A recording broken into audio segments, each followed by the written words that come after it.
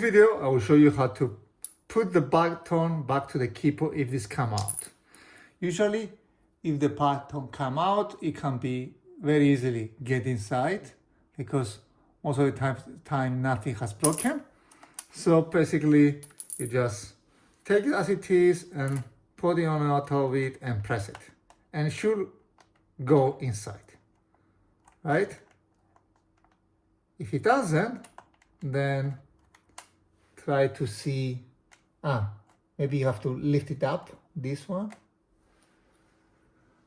and try with a knife or scissor, if you have, to put it back. So